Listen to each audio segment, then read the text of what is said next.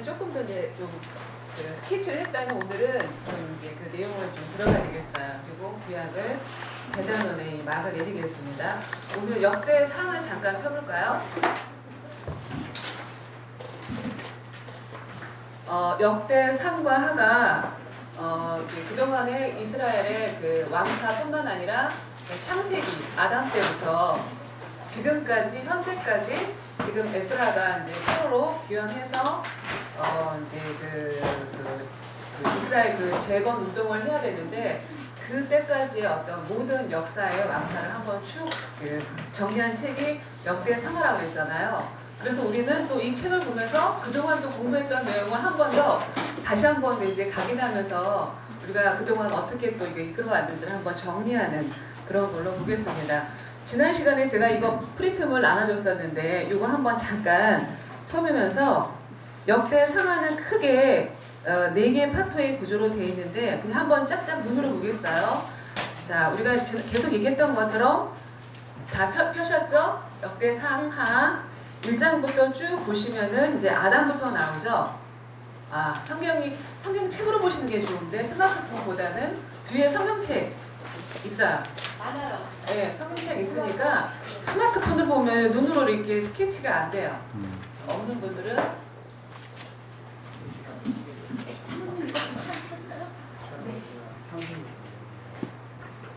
우리 전영아 선생님도 하나 주시면 네, 그래서 지금 이제 역대상 1장부터 펼쳐보면은 쭉 눈을 한번 쭉 보세요. 1장부터 이제 아담부터 쭉 나오게 되고 그거에서 계속해서 이제 계보가 나와요. 족보. 역대상하, 역대에서는 족보서라고 말을 했죠. 우리가 첫날 공부했던 것처럼 계속해서 이 구약의 모든 이 족보를 다루는 게 역대서예요. 그래서 족보의 내용인데 1장부터 쭉 보니까는 이제 아담의 그 계보, 그 다음에 2장에 보니까 이스라엘 자손, 유다 자손, 다윗의 족보, 그 다음에 그 헤스론의 아들 그 갈렙의 족보, 그 다음에 3장에 가니까 다윗이 낳은 자녀들이 어떤지, 그리고 이제 유다의 왕들 4장에 보니까 유다 자손들 나오고, 그 다음에 이제 시므온의 자손 쭉 나오고, 르우벤, 그러니까 11개의 지파죠. 5장에 가보니까 갓 자손도 나오고, 6장에는 레위 자손, 그 다음에 7장 가니까 이사갈 자손, 납달리, 에브라임, 베냐민 다 나오죠.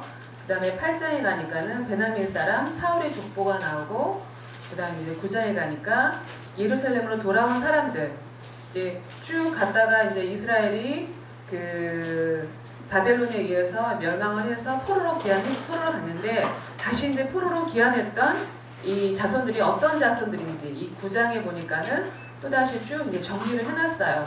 그래서 사울의 족보, 돌아왔던 사울의 족보, 그 다음에 사울이 어떻게 자살을 했는지. 그래서 1장부터 9장까지는 아담부터 이 다윗에 이르기까지 우리가 창출, 민수, 사삼, 사무엘까지 그 내용을 1장부터 9장까지 쭉 정리해서 기록해 놓은 그 책인 것을 보게 되고요. 그 다음에 이제 10장부터 역대상 마지막 29장까지 내용을 보면은 여기에는 그 다윗의 역사와 이 다윗이 이 예배 문화를 어떻게 했는지, 성전을 어떻게 준비를 했는지에 대해서 내용이 그 열왕기, 사무엘 상하에 있는 내용보다도 훨씬 이렇게 디테일하게 거기에 없는 내용들이 참조가 되어 있어요. 그래서 사무엘 상하를 같이 이렇게 연결할 수 있다 보면은 그 시대 상황을 더 배경을 더욱더 알 수 있는 내용들인 것을 보게 되죠.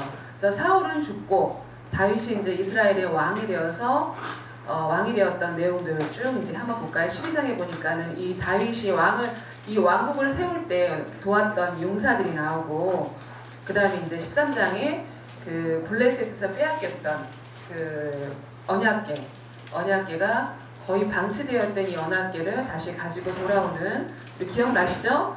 그 다음에 그래서 이제 다윗의 이 자녀들과 또 이 블레셋 땅, 그 다음에 15장에 이제 그 예루살렘에 언약궤가 돌아왔고, 그 다음에 이제 그 모든 땅들을 회복할 때 16장에 가보니까는 다윗이 이제 감사하며, 아마 이때가 이제 뭐 시편이 많이 또 지어졌을 거고 그 전부터도 지어졌겠지만 그런 내용으로 가서 보면 되겠고요. 그 다음에 17장에 보니까는 하나님께서 다윗에게 이제 약속하죠. 그 언약. 그게 사무엘하 7장 16절에 나왔던 다윗의 언약이 있었죠.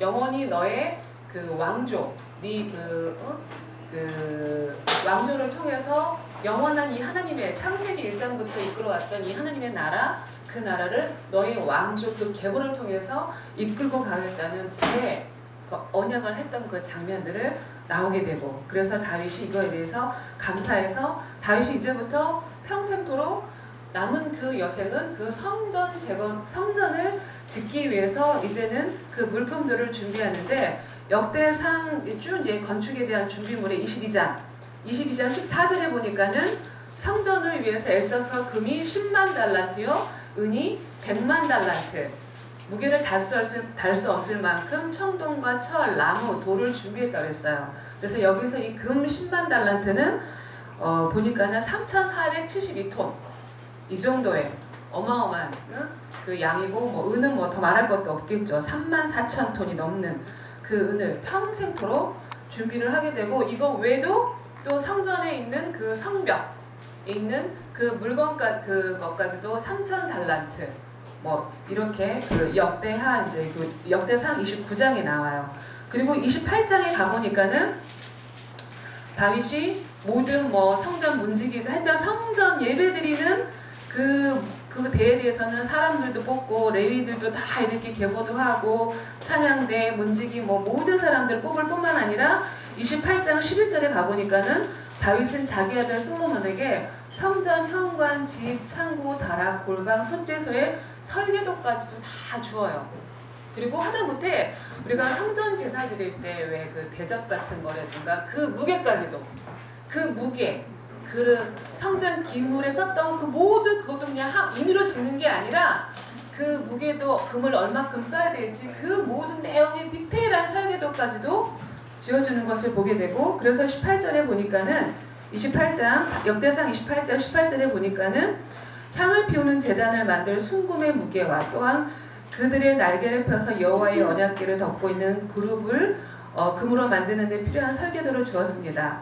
다윗이 말했습니다. 이 모든 것을 여호와께서 내게 직접 주신 것을 내가 받아 적었다라는 거예요. 그러니까 하다못해 이 모든 기물들을 하나님께서 다 일일이 디테일하게, 그러니까는 얼마나 다윗이 하나님 앞에 깊숙하게 예배를 드렸고 음성을 들었는지, 그 수많은 예언자, 수많은 하나님의 사람들을 못지않게 굉장히 깊숙하게, 어떻게 보면 모세보다도 더 깊숙하게 그 예언을 받았던 거죠, 설계도를. 그래서 이것을 다 하나하나 제작을 해서 물건도 준비해 놓고, 한마디로 솔로몬은 그냥 딱 짓기만 하면 돼.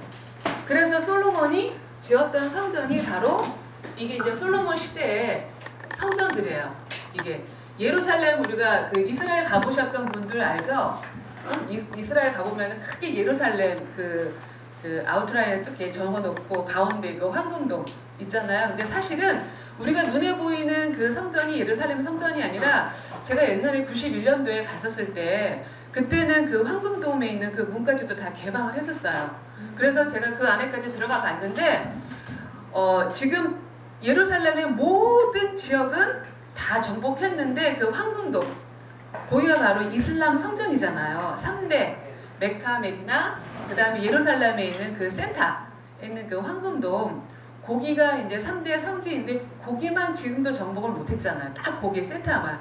근데 더 놀랍게 그 안에를 들어가서 보니까는 이 모리아산이 있대요. 그 지역이. 하고 저는 그때 봤어요.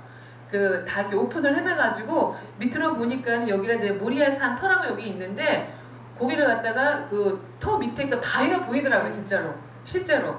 근데 지금은 아예 그냥 다 이렇게 덮어놔가지고 못 들어가요. 우리 이방인들이 이제 아예 외부인들이 이슬람 교도들 외에는 못 들어가게 돼 있거든요. 근데 그 안에 요것이 열려 있는 것들을 제가 보게 되었고, 근데 여기가 무수히 많은 전쟁을 치렀잖아요. 그리고 나중에 이렇게 터키 그 오스만 그 제국이 여기를 덮었을 때 여기를 완전히 다 덮어버려요. 그래서 그 위에다가 다시 성을 지었는데, 나중에 영국에 있는 그 많은 고고학자들이나 할 때, 그러니까 지금 현재 그 터 밑으로 이렇게 몰래 들어가서 하다 보니까는 예전에 그 지었던 그 솔로몬의 성전의 그 흔적들이 남아 있고 그 물건들 뭐 이런 것들이 이게 다 이렇게 저장되어 있는데 이게 이제 이슬람 정부도 있고 이스라엘 정부에서도 쉬쉬하면서 이게 이제 오픈되지 않도록 했던 것을 제가 기억하고 있거든요. 그래서 지금 우리가 이스라엘 가면은 그 눈에 보이는 그 성전에 저 뒤에 저 사진에 있네. 저 모습이 아니라 사실은 그 위에 그 밑으로 다 덮어버리고 위에 새롭게 지었다. 그걸 생각하시면 돼요. 그래서 지금 보니까는 요 성전을 솔로몬은 이 하나님의 성전은 한 7년을 지었고 그 다음에 자기의 성전은 한 13년을 거의 2배를 지었던 그래서 아마 이 모형도 근데 실제는 이거보다 훨씬 더 아마 화려했을 거예요. 그냥 그 조감도를 대충 봤던 거고 이게 이제 성전이에요. 그 솔로몬의 성전에 거의 그 주변이 다 금으로 치장되어 있고 그 다음에 그 안에 있는 기둥이라든가 이 모든 것들이 다 벽에 있는 것들이 다 금으로 되어 있고 그릇들 뭐 그리고 이제 가까이서 보면은 이 물두멍 바깥에 이게 완전하게 그래서 이게 그러니까 뭐 거의 3,000톤 넘게 쓰여졌다고 했잖아요. 그러니까 얼마나 그 영광과 이것이 화려했던 성전이었던지 바로 이 모든 것이 바로 하나님이 그 아이디어를 다 이 다윗에게 이 조감도와 이 설계도와 이 구체적인 내용까지 이것을 주어서 솔로몬이 7년에 걸쳐서 이것을 지었던 것을 보게 되죠. 요거에 대해서 역대 이제 하로 가서 보면은 솔로몬이 이제 역대 하에는 뭐 성전을 이제 지었다라고 열왕기 이제 상에 좀 더 자세히 나오죠. 그래서 솔로몬에 대해서는 잠깐 이제 스케치를 하는데 우리가 지혜를 구했던 거 누구보다도 지혜로웠고 그리고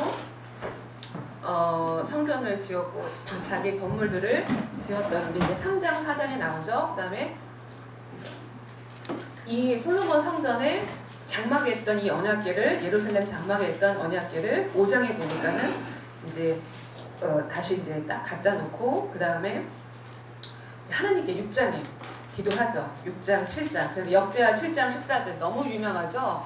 내 이름으로 일컫는 내 백성이 이제 하나님의 이제 말씀이 나오는데 그래서 솔로몬과 너가 정말 끝까지 순종을 하면은 너 대대 내가 이제 복을 주겠다라는 그 내용들로 이제 그 하게 되는 것을 보게 되죠. 그래서 1장부터 9장까지가 솔로몬의 역사 그래서 쭉 이제 나오게 되고요. 그 다음에 이제 역대하 이제 9장부터 36장까지는 쭉 여러분이 보시겠지만은 이제는 자 볼까요? 제가 지난주에 아마 역대하 이거 도표 드렸죠?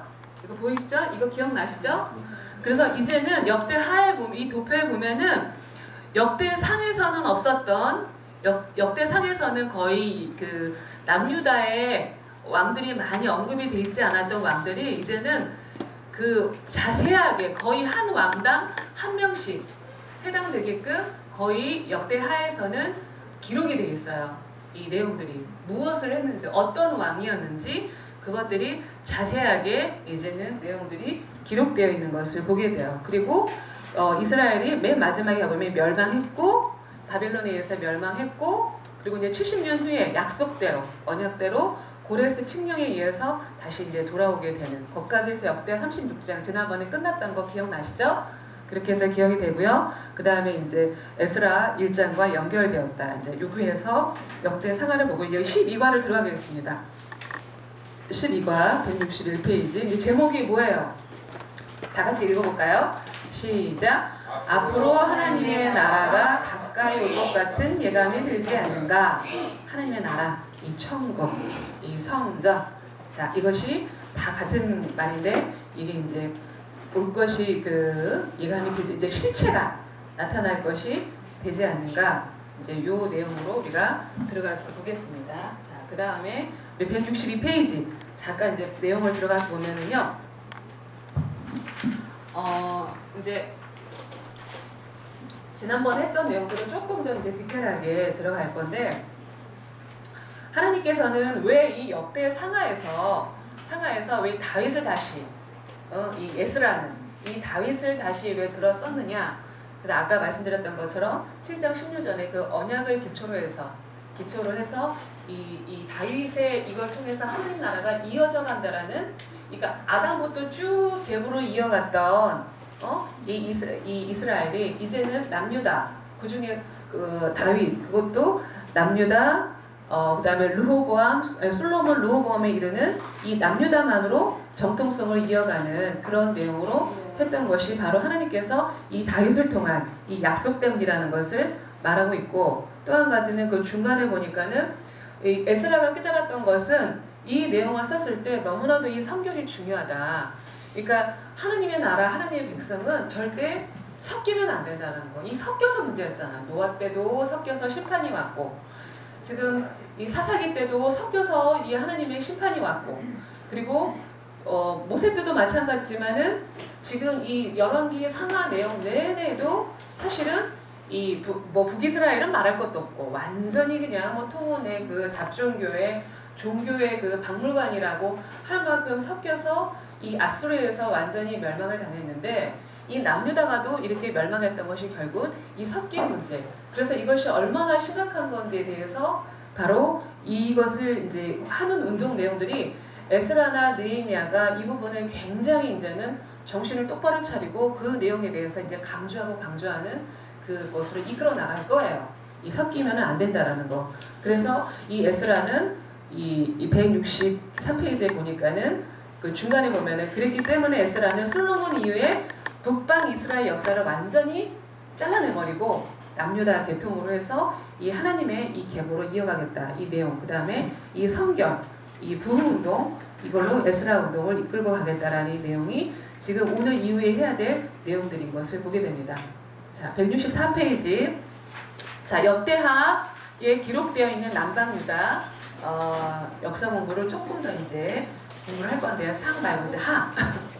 그래서 우리가 열왕기 왕상 11장의 16절과 역대하 10장 16절의 이 차이가, 그러니까는 역대하에는 열왕기 상하에는 없는 정보가 굉장히 많아요. 아까도 말씀드렸죠. 남방유다, 그다음 다윗 가문만 내용했기 때문에 두 개를 여러분들이 비교해서 읽어봐도 거의 왕상에는 이제 거의 이제 여로보암과 그 르호보암과 나눠져서 여로보암 얘기가 많이 나오고, 그 다음에 잠깐 남방유다 왕이 나오더니 마지막에는 왕상 16장에 보면 아합이 이제 등장하면서 실질적으로 여기 이제 봤던 것처럼 열왕기 상에서는 실질적으로 이 몸통으로 들어갈 때는 이제 이 아합 얘기와 또 그 예후 왕조의 주로 이야기가 되어졌던 것을 여러분 기억나시죠? 하는 거에 비해서 역대하에는 똑같은 그 시대인데 이제 르호보암으로 시작해서 그 나오지도 않았던 이제 그 아비야와 아사왕 이런 내용들이 나오는 것을 이렇게 보게 돼요. 그래서 이 물고기 그림에서 보면은 쭉 이제 보면 되고요. 자, 그 다음에 이제 3번 그 머리, 몸통, 꼬리 부분들을 열왕기 그 역사와 역대 왕사로 연결해서 우리가 쭉 다시 한번 또 보죠. 우리가 그동안에 배웠던 거, 공부했던 것을 한번 머릿속에 한번 두시고서 한번 보겠습니다. 자, 그러면은 머리 부분을 한번 볼까요? 머리 부분에는 이제 솔로몬 이후에 그 여로보암과 이제 그 르호보암으로 나눠지잖아요. 근데 여기에서 역대하 한번 쭉 볼까요? 다시 한번 펴보죠. 역대하 머리 부분을 잠깐 볼까요? 솔로몬이 죽고 나서 10장 이제 10장에 보니까 역대하 10장에 보니까는 이제 이스라엘과 그 유다가 이제 헤어지잖아요. 분열이 되고 그 다음에 이제 르호보암이 다스렸던 그 내용들이 나오잖아요. 11장에. 그래서 이 르호보암이 할 때는 여기 11장 13절에 보니까 우리가 이걸 알아야 돼요. 분명히 북이스라엘은 완전히 그 10개의 지파가 다 사라져 버렸는데, 근데 이상하다. 저 에스라가 또 1차, 2차, 3차에 걸쳐서 포로 귀환을 했는데 분명히 그 12개의 지파가 또다시 등장을 하잖아요. 그쵸? 그 지파별로 다 이렇게 이름들을 거론해서 왜 이렇게 족보 정리를 했던 거 에스라서나 느헤미야서 기억나시죠? 하면은 그건 또 어디서 나냐 이거죠. 그 근거가 여기에 나와 있어요. 11장에 보면은 먼저는 그 11장 13절에 보니까는 온 이스라엘의 제사장들과 그 북이스라엘에 있는 제사장들과 레위 사람들이 자기들이 살던 지역을 떠나서 르호보암에게서 왔다고 내려왔다고 해요. 그러니까는 북이스라엘과 남유다가 갈려졌잖아요. 북이스라엘은 10개의 지파가 있잖아요. 레위 지파가 거기 다 속해 있어요. 그런데 여로보암 보니까는 이게 무슨 산당을 짓고 소를 짓더니 그러더니 이상한 제사를 드리잖아요. 이런 제사를 드릴 수 없잖아요. 그러니까는 레위 지파들이 자기 집과 또 자기의 어떤 모든 터전 재산을 다 두고 다 내려와요. 이거 제사장들이.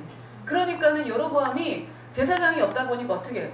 그러니까 레위 지파가 아닌 일반인들에게 막 제사장을 세웠다고 했잖아요.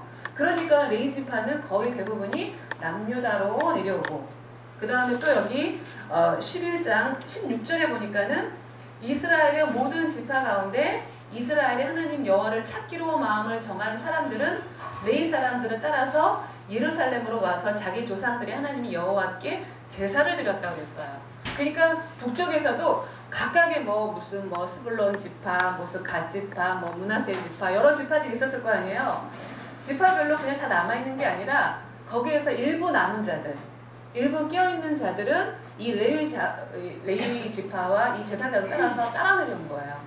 그러니까는 남유다는 크게 보면은 북이스라엘과 남유다가 이 지파별로 나눠졌지만 실제 북이스라엘의 그 남은 자들, 선택받은 자들이 남유다에 와서 3년 동안, 여기 나와있는 기록이 돼 있어요. 3년 동안 처음에 이 르호보암이 이게 긴장을 하는 거야. 이게 갈려지니까. 한 3년간은 하나님 앞에 진짜 레위인들의 제사를 지내고 이 남한국의 이 강국을 이렇게 견고하기 위해서 이 사람들이 모두 12개 있는 지파에 있는 사람들이 힘썼던 것들이 기록이 돼 있어요. 3년간은. 그래서 이 르호보암이 성벽도 다시 이렇게 베들레헴, 헤스론 이런 성벽들도 다시 재건을 하면서 튼튼하게 했던 건데, 그 이후에 이제 르호보암이 타락을 하게 되는데, 어쨌든 남유다에는 그냥 그 유다와 베냐민 지파 외에도 북이스라엘에 남아있는 자들이 있었다. 이 배경으로 가지고 나중에 이제 포로로 갔을 때 이 지파들이 이어서 하나님의 나라를 이끌고 가는 이 내용인 것들을 우리가 이제 볼 수가 있죠. 그리고 이제 이 머리 부분에서는 아비야, 우리가 이제 여러분은 요 표를 보시면서 이제 제가 왕 하나하나를 잠깐 스케치를 할 때 이 왕이었구나 라는 것을 보면서 생각을 하시면 되겠어요. 그래서 이제 르호보암 같은 경우도 이제 우리가 여기도 나오죠. 이제 처음에는 잘 이렇게 믿다가 그 배반을 하고 이제 우상을 섬기다 보니까는 하나님께서 이제 진노해서 애굽왕 이 시삭이 쳐들어오잖아요. 그래서 많이 빼앗기는데 성전에는 이 금은들을 거의 다 빼앗겨가요. 그리고 왜 솔로몬이 방패도 금으로 만들었잖아요. 그것도 다 빼앗겨가지고 그 많은 금들로 했던 거. 그러니까 솔로몬이 저 유프라데스부터 이집트 경계까지 땅이었거든요. 그 당시에 솔로몬 때가. 그 얼마나 커요. 그러다 보니까는 조공들을 얼마나 바치는지, 하여튼 금과 은이 이 다윗이 이 물려진 거 외에도 이 조공이 굉장히 많았어요. 그러니까 얼마나 막대한 이 부자가였는데 이 모든 이것들을 이 애굽왕 시삭한테 많이 뺏겨요. 거의 다. 이제 그런 것들로 이제 정말 이제 이 전쟁이 끊이지 않는 것으로 이제 시작되는 것을 보게 되고, 그리고 이제 아사 왕도 아사 왕도 처음에는 이제 개혁을 하죠. 종교의 개혁도 일으키고 다윗의 길로 갔던 이제 왕이었다라고 여기 이제 몇 장에 나오죠. 아비야 있고 아사 왕 14장 이렇게 나오게 되고요. 그래서 15장에서 보니까는 아사가 행한 개혁들, 레위 지파들을 또 세우고 성전에 예배를 드리는 이런 것들을 이렇게 보게 되죠. 그 다음에 이제 몸통으로 돌아가니까는 몸통으로 돌아보니까는 여호사밧 왕부터 시작해서 요담까지, 그리고 북쪽 이스라엘은 한참 이제 누가 있죠? 예후 왕조와 누구죠? 그 다음에 그 오므리 왕조, 그 아합이 한참 이제 죄악을 범하고 있고 섞이고, 그래서 엘리야와 엘리사가 활동하고 있는 그 때의 배경이에요. 그런데 이 역대하에는 그런 내용은 하나도 없고 순전히 남유다에 이제 어떤 일이 있었는지. 그래서 여호사밧 왕 같은 경우는 굉장히 그 아버지 아사의 왕을 따라서 레위 율법도 가르치고 국방도 튼튼히 하고 경제도 아주 튼튼히 했어요. 그런데 이제 이 여호사밧이 굉장히 잘못했던 게 북이스라엘과 이렇게 연합을 한 게 문제예요. 그때 이제 북이스라엘 왕이 이제 아합이었거든요. 이 아합과 연합을 해가지고 무엇을 하게 되냐면은 그 여호사밧의 아들 누구죠? 여호람과 이 아합의 딸 누구? 아달랴와 이 통혼을 시키죠. 뭐든지 이 결혼을 통해서 이 죄가 들어온다고 했잖아요. 그런데 이 잘못된 결혼으로 말미암아 여호사밧이 굉장히 많은 공적이 있었음에도 이것 때문에 많이 가려져요. 그래서 오랫동안 하나님 옆에 이렇게 이 사돈지간이 되는 걸로 인해서 이 남유다의 크다란 이 죄악이 이 번성하는 것을 보게 돼요. 그리고 여호람 왕이 이제 나오게 되는데 여호람이 쭉 뒤로 가서 보시면은 여호람이 21장에 나와요. 역대하 21장에 보니까는 21장 4절에 보니까는 자기 형제들과 이스라엘의 지도자를 칼로 다 죽여버려요. 이 여호람이. 그렇게 못된 왕이에요. 그 이유가 아합의 집이 했던 것처럼 이스라엘 왕들이 가는 길을 갔습니다. 6절에 보니까 그가 아합의 딸과 결혼했기 때문이래요. 그 아달랴와 결혼을 했기 때문에 아합의 길로 갔다라는 거. 남유다 왕인데. 그러니까는 이 죄로 말미암아서 이 에돔이 그 당시에 이스라엘 땅이었어요. 이 남유다에 속했고 이스라엘 지형이었는데 이 에돔이 반란을 일으켜요. 그래서 에돔이 자체적으로 에돔이 누구예요? 에서의 후손이잖아요. 그래서 이 에돔이 자체 왕을 세워서 싸우게 돼요. 그래서 이 남유다와 치열한 전쟁을 많이 일으키는데 이때 바로 이 오바댜, 요엘과 오바댜가 나타나가지고 그 예언을 하죠. 그래서 오바댜 내용은 바로 이 이스라엘을 이렇게 남유다를 공략하는 이 에돔에 대한 징벌하는 내용이래요. 그래서 여러분들이 오바댜를 읽다 보면 에돔에 대한 이 시판에 대한 것들을 말하고 너가 이 치는 이 남유다 그 나라를 끝까지 하나님 나라로 이끌어 갈 것이라는 내용이 이어져 가는 걸 보게 돼요. 자, 이제 여호람 시대에 이렇게 하나님 앞에 죄를 범하니까 하나님이 급하죠. 그래서 바로 남유다가 이때부터 이제 처음으로 선지자가 이제 등장하기 시작하는 거예요. 그게 바로 요엘과 오바댜. 그래서 쓰여지는 것을 보게 되죠. 그리고 이제 그 다음에 이제 아달랴 여왕이 이제 잠깐 한 6년, 7년 정도 이제 섭정을 하잖아요. 그 자기가 이제 다윗에 있는 모든 이 자녀들을 다 죽여버리고 지도자들 뭐 하여튼 다 죽여버리고 이 남편이 죽고 나니까 죽여버리고 그러고 나서 이 씨를 다 말려가지고 이제 이 다윗의 이 계보가 끊겨진 그때 이 제사장 이 여호야다가 누구죠? 여호람의 그 어린 아들 하나 요아스를 몰래 숨겨놓죠. 그래서 이 성전에 그러니까 여호람의 사실은 그 딸이었던 그러니까 요시야의 고모가 되겠죠. 그 고모가 사실 여호야다의 부인이래요. 그러니까 몰래 이렇게 훔쳐다가 여기 성경에 나와요. 훔쳐다가 이제 성전에서 몰래 키워가지고 이 요시야가 나중에 이제 요아스죠.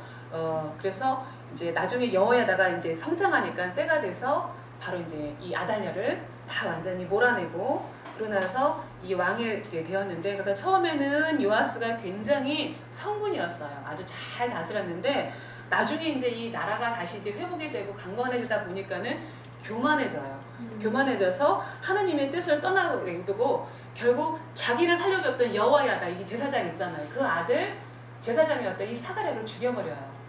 그러니까 이렇게 또 아주 정말 참 인생을 보면은 참 실력이 없어 이렇게 인생이 강할 것 같은데 이렇게 약해. 그렇게 해서 요아스가 또 이렇게 하나님 앞에 범죄하게 되는 내용들이 바로 이 요아스 이제 24장 보니까 성전도 고소하고 그래서 요아스의 죄 17절에 바로 그래서 여호야다의 아들 이 스가랴를 죽이는 이런 사건이 일어나게 되죠. 그 다음에 이제 아마시아 왕이 다시 이제 그 다음 왕 아마시아가 일어나가지고 이때는 또 에돔과 이스라엘과 또 굉장히 전쟁을 많이 했던 내용들 그 내용들이 나오게 되고요. 그 다음에 26장에 가니까 우시아의 왕이 되는데 우시아 왕 때가 바로 거의 우시아 왕이 거의 이스라엘이 한 52년 정도 다스려요. 그리고 북이스라엘은 누구냐면은 어떤 왕이냐면은 여로보암 2세. 그러니까 북이스라엘은 여로보암 2세, 남유다는 유시아 왕인데 여로보암도 2세도 굉장히 잘 살았어요. 아주 부강하고 아주 튼튼하게 부강했던 나라였고, 남유다 우시양 때도 워낙에 많은 계열이기 때문에 튼튼하고 아주 평안했던 그런 때였던 이 왕이에요. 이 두 시기가. 그런데 우시야가 이제 뭐가 문제냐면은 이 성전 하나님 앞에 분향할 때 이 제사장의 이 뜻대로 하지 않고 레위의 이 원칙대로 하지 않고 임의로 이 분향을 하다가 이 재앙을 받죠. 그 내용들이 나오게 되죠. 그래서 이제 그 내용들을 이제 쭉 이제 보면 되고요. 그것이 26장에 그 내용들이 나옵니다. 그리고 이제 우시야가 죽던 때부터 이제 이사야가 등장을 하게 돼요. 그래서 이사야는 요담 왕, 아하스 왕, 히스기야 왕, 므낫세 왕, 요때가 이제 이사야가 활동을 하게 되는 것을 보게 됩니다. 그래서 그리고 이제 북이스라엘은 계속해서 누구죠? 호세아, 아모스, 이 요나. 근데 이 아모스는 사실은 남유다 사람이에요. 남유다 목동이었는데 유일하게 그냥 북에 가가지고 이제 하나님의 부르심을 받아서 그 예언을 했던 선지자이죠. 그리고 북이스라엘은 계속해서 이제 이 멸망에 대한 이 선포가 많았겠죠. 조금 있으면 이제 북이스라엘 곧 멸망하니까. 그래서 이제 몸통 부분은 그렇게 나가게 되고, 이제 꼬리 부분으로 가게 되면은 이제 아하스부터 시작해서 이 시드기야까지 가게 되는데, 그게 이제 뒤에 이제 아하스 왕 때부터 쭉 이제 보면 되겠습니다. 그래서 아수르는 이제는 이 꼬리 부분에 들어가니까는 북이스라엘에 의해서 완전히 이제 멸망당하고, 남유다는 아하스 왕부터 저 므낫세까지 이 북이스라엘을 멸망시켰던 어느 제국이죠? 아수르 제국에게 계속 시달림을 당하는 그 내용들이 이제 여기 나와요. 여기에 쭉 요 내용들로 나오게 되고, 또 결국 또 근데 그 아수르는 바벨론에 의해 망한다. 이때 이제 띄웠던 선지자가 이사야와 이 미가 선지자가 나오게 되는 것을 보게 되죠. 그리고 이제 이 꼬리 부분에서는 또 어떤 부분이 있냐면은 이제 아수르가 망하니까 바벨론이 일어나고, 그 틈을 타서 이집트가 이제는 이 메소포타미아 그 지역을 점령하기 위해서 또 아주 야심을 갖고 싸우게 되죠. 그러니까 이 이스라엘은 이 저 바벨론과 이 애굽의 이 사이에서 눈추작전하면서 늘 시달려가는 그 내용이 이 꼬리 부분에 있던 나머지 나머지 이제 29장부터 쭉 이제 나가는 내용들이에요. 자, 그러면은 꼬리 부분의 첫 번째 왕 아하스 왕. 이 아하스 왕이 어떤 왕이냐? 이게 이제 몇 장에 나오냐면은 누구죠? 아하스가 28장에 나오죠. 이 아하스가 얼마나 지독한 왕이었냐면은 자기 아들을 불태워 죽여서 제사를 드릴 만큼 굉장히 우상 숭배가 아주 극심했던 이 왕이에요. 그래서 하나님께서 이 아하스 왕일 때는 굉장히 이렇게 침략도 엄청 많이 당하는데, 시리아 주변에 있던, 그 다음에 이스라엘 왕, 그 당시에는 베가였죠. 그 다음에 에돔 왕, 블레셋, 이런 지역 등에서 완전히 막 일어나가지고 엄청난 이 남유다를 못 살게 했던, 그렇게 하고, 그럼에도 불구하고 이 아하스는 많은 선지자들을 보내는데도 듣지도 않고 돌아오지도 않고, 오히려 아수르에게 조공을 바치는 거 잘 보이기 위해서 성전까지 파괴를 해요. 이 아하스 왕이. 그것이 바로 28장의 그 내용으로 와게 돼요. 그리고 성전도 파괴할 뿐 아니라 성전 제사도 못 드리게 이 폐쇄까지 해버리는 아주 그냥 악독한 왕이었던 것들을 보게 돼요. 그게 바로 28장에 나오고, 그러다가 29장 히스기야 왕 때는 이제 아하스가 이 망쳐나왔던 이 성전을 재건하고, 또 레이지파를 세워서 성전을 성결케 하고, 거의 다윗의 수준으로 이 종교개혁을 일으키는 이 왕이 히스기야 왕이었죠. 그리고 그때는 이미 이제 북이스라엘이 멸망했죠. 위에, 그죠? 마지막 호세아 왕이었잖아요. 그 위에 북이스라엘 때 망했을 때 처음에는 아수르에게 조공도 바쳤다가, 나중에 이제 사네립이 등장했었을 때 기억나시죠? 사네립이 와가지고 랍사게가 하나님을 모독을 하잖아요. 이스라엘 백성과 이스라엘 왕 히스기야를 모독을 할 때 하나님의 그 놀라운 권능으로 18만 5천의 군대가 그냥 하루 만에 전멸을 당해가지고, 그것이 기초가 돼서 나중에 아수르가 멸망했다고 했잖아요. 한 몇십 년 못 가서 힘이 완전히 약화가 되니까. 왜? 군사가 다 죽었으니까. 그러니까는 결국은 약화되고 내분에 의해서 바벨론을 망하게 되는 결정적인 계기가 바로 히스기야 왕, 이 랍사게, 사네립, 그때였다라는 거죠. 그때 바로 히스기야가 하나님 앞에 엄청난 예배를 드렸고, 그리고 이사야가 그때 엄청 많이 옆에서 이제 많이 말씀으로 조언을 했죠. 그래서 그 당시 때 히스기야와 이 북이스라엘이 멸망했기 때문에 히스기야와 이 이사야는 저 북이스라엘까지 같이 끌어가지고 이렇게 정말 회복시키려고 하는 그 야심까지도 가졌던 것들이 이사야서나 역대하에 보면은 조금 더 이제 그 내용들이 볼 수 있는 것, 나온 것을 보게 돼요. 그 다음 왕이 이제 므낫세. 이 므낫세도 또 아주 그냥 골뱅이 있는 왕이었죠. 아주 그냥 이 므낫세가 또 아주 쭉 이제 히스기야가 쭉 지나가서 뭐 32장 이제 뭐 히스기야가 많은 부분이 차지해요. 그러다가 이제 33장에 가보니까 이 므낫세 왕이 불속의 희생제물을 바쳤다. 이게 바로 이제 사람들을 바치는 그 몰래의 제사 뭐 이런 것뿐만 아니라 점도 치고 산당에 무당들의 말도 듣고 막 이랬다가 나중에 므낫세가 야시리아 왕에게 끌려가요. 갖고 코에다가는 뭐죠? 이 11절에 나오죠. 그러자 여호와께서 이 그들에게 아시리아 왕의 군사령관들을 보냈는데 그들은 므낫세를 포로로 잡아 코에 고리를 깨고 청동 사슬로 꿰어서 바벨론을 끌고 갔어요. 얼마나 수치해요. 당시에 왕이 끌려갈 때는 그냥 끌려가지 않아요. 그냥 완전히 코에 깨고 뭐 옷 다 벗기고 그리고 그냥 그 착고에 채우고 완전히 모든 그 수치를 주게 하는 게 이 왕의 그런 이 보복이에요.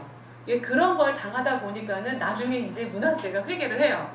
회개를 하고 이제 하나님 앞에 정말 다시 그 제사 드릴 걸 했는데, 그러나 그 역대서의 기록에는 워낙에 그 살아있는 동안에 치정이 아주 악랄해가지고 그것을 그대로 기록했다고 이 책에는 나와 있는 것을 보게 됩니다. 그 다음에 이제 아몬 왕이 지나가고 요시야 왕, 마지막을 당시하는 요시야 왕이 아주 중요한 왕이라고 그랬죠. 그래서 요시야 왕 때는 종교 개혁과 그 다음에 이제 요시야 왕 때문에 세계사가 이제 아수르 제국에 의해서 이제 이 바벨론 제국이 등장하는, 기억나시죠? 네. 그래서 바벨론 제국이 이제 바벨론으로 거의 이제 기울어지는 그런 시대에 들어가면서 그때 이제 나타났던 게 나훔과 스바냐.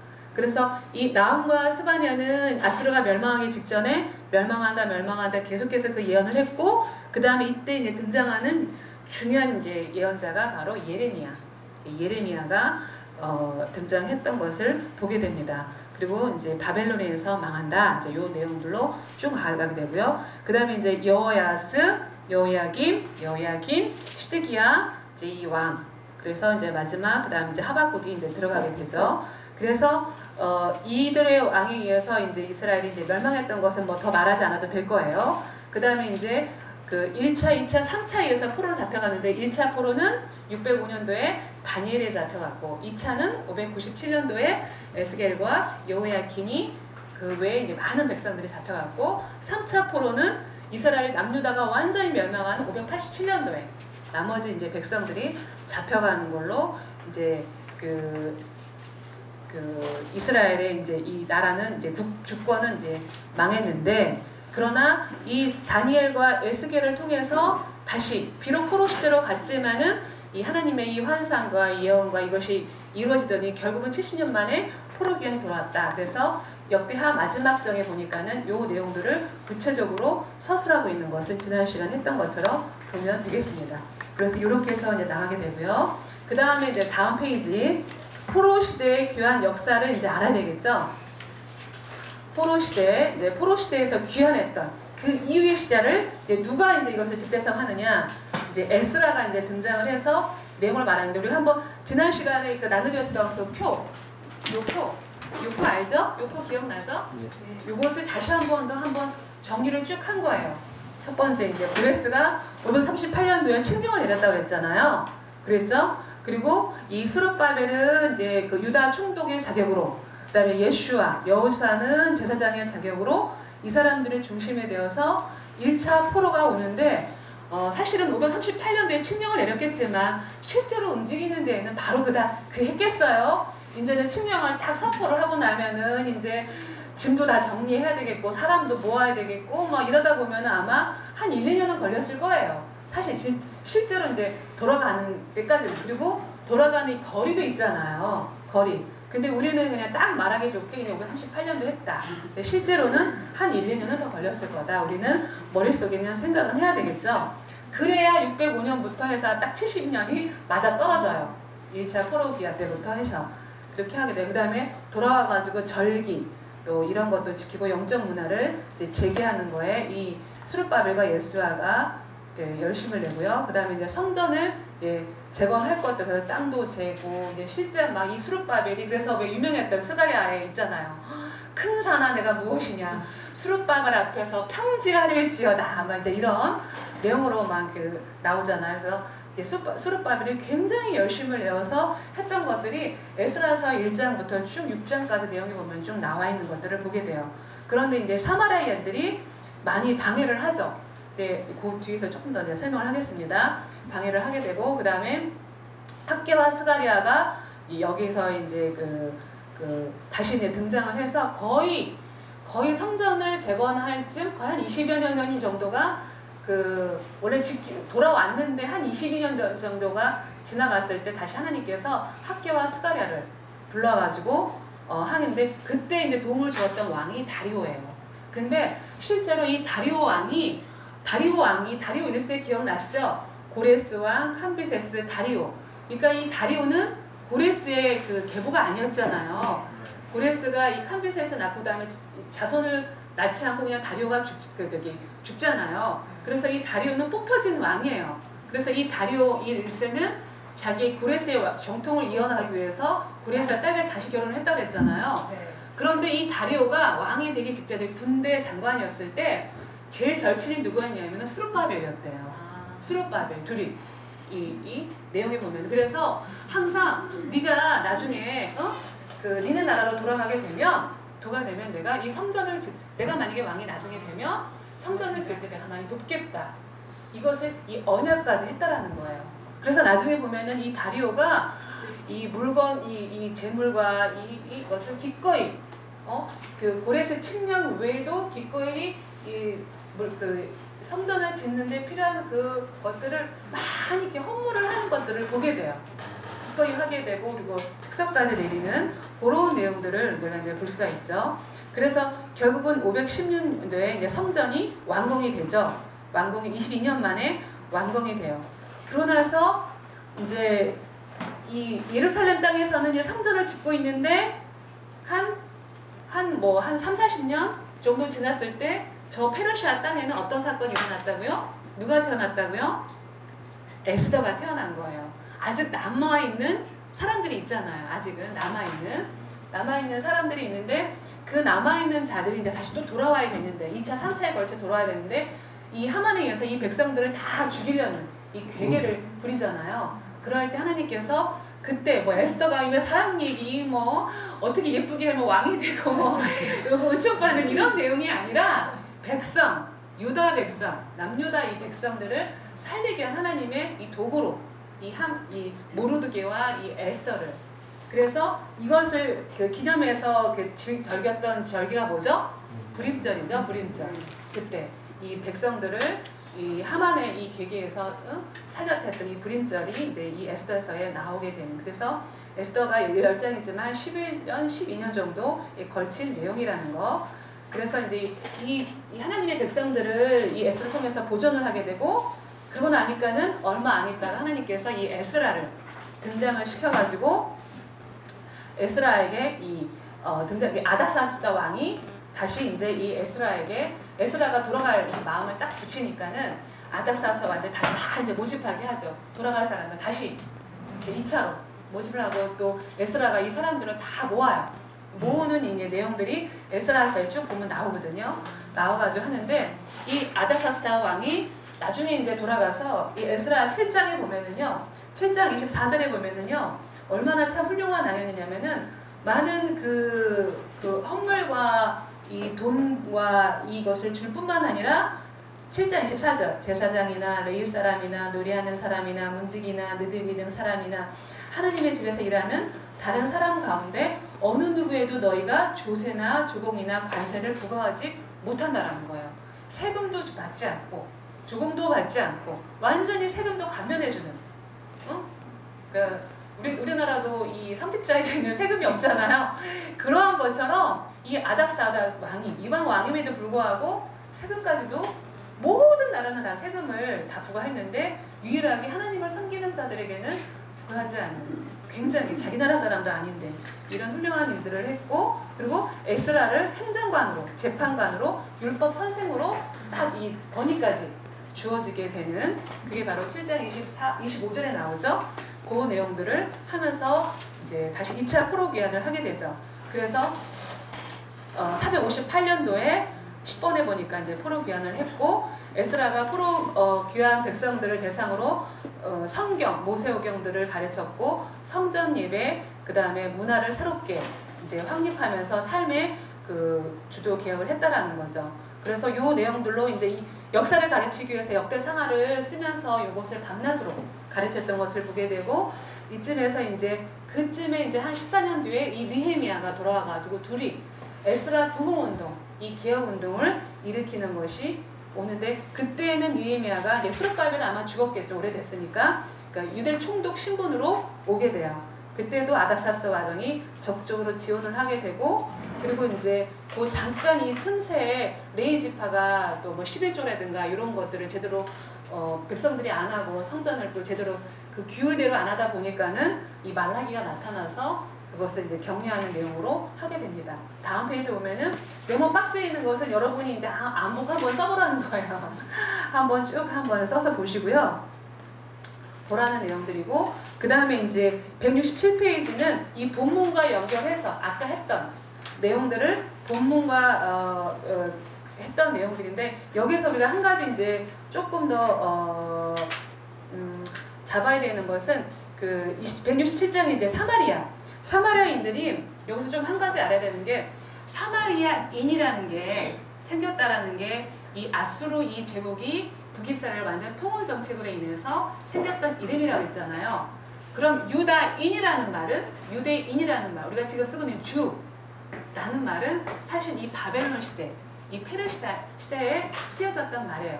그러니까는 이방인들 나라 입장에서 보니까, 이방인들 나라 입장이니까는 이 바벨론에, 이 페르시아 제국에는 많은 열방에는 나라들이 와 있잖아요. 근데 이 남유다 사람들을 보니까는 예배를 드리는 거예요. 제사장을 중심으로 해서, 제사장을 중심으로 해서 예배를 드리는데 보니까 종교 집단이에요. 그래서 이들을 유대인, 남유다 해서 유대인, 그 다음에 유대교라는 말이에요. 그러니까 유대교라는 게 사실은 성경적인 의미는 아니에요. 이건 이방인의 눈에 봤을 때 유대교라는 거예요.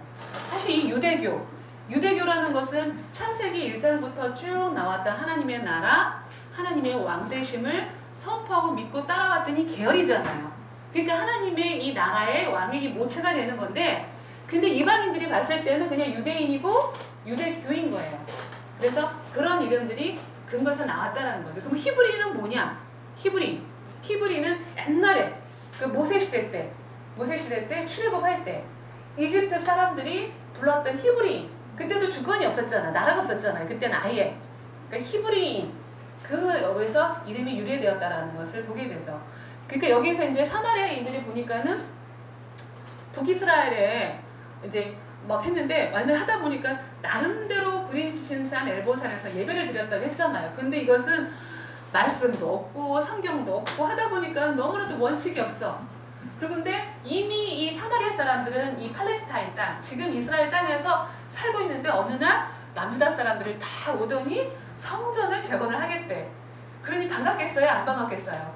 여지껏 자기들에게는 이게 없었는데 성전을 짓겠다고 너무 반가워가지고 다 몰려가지고 우리도 같이 짓자, 같이 예배드리자 했는데, 스룹바벨과 예수야가 너희들은 함께 할 수 없다. 우리는 이 하나님이 이 우리에게만 불렀던, 너희는 이미 범죄했고 통혼했기 때문에 너희는 그 자격이 없다. 우리가 이렇게 순수 혈통으로 해왔던 우리를 불렀기 때문에 우리가 우리대로 나가야 된다. 여기가 열받아가지고 이제는 사마리아는 그래서 못 살게 한 거예요. 그러니까는 이게 나중에 이제 나오죠. 에스라에서 이게 이제 6장에 나와요. 그 내용이. 6장에 아니다. 6장이 아니죠. 에스라서 이게 몇 장에 나오냐면은 사마리아 요 내용이 뭐예요?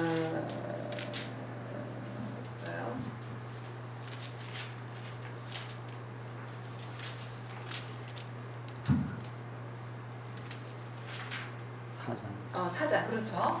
이 사장이 보면은 저 반대 세력을 해가지고 쭉 보니까는 뭐라고 하냐면 정치 공작을 다 세우는데 11절부터 보니까는 거기 나오죠. 유프라데스강 건너 지역에 있는 왕의 종들이 아다삭 왕에게 편지를 올리죠. 그래서 지금 이 12절에 보니까는 이 유다 사람들이 예루살렘으로 왔는데 그들은 악한 반역의 성을 세우고 있습니다.